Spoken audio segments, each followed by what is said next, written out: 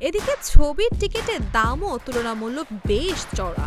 সাধারণ স্ক্রিনের টিকিটের দাম শুরু হয়েছে প্রায় ৬০০ টাকা থেকে, আর প্রিমিয়াম ও বিলাসবহুল স্ক্রিনে সেই দাম উঠে এসেছে প্রায় ৩,৪০০ টাকা পর্যন্ত।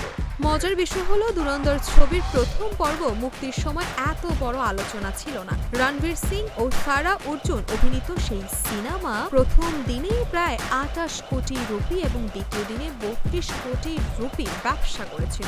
তবে এবার পরিস্থিতি একেবারে ভিন্ন।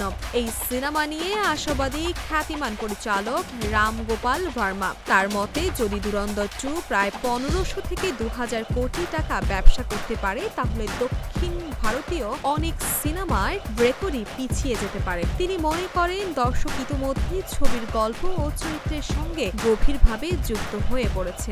সব মিলিয়ে ট্রেন্ড বিশ্লেষকদের ধারণা, পেইড প্রিভিউ থেকে যখন এমন সাড়া মিলছে, তখন মুক্তির পর বক্স অফিসে বড় ঝড় তুলতে পারে ধুরন্ধর 2 দ্য রিভেঞ্জ।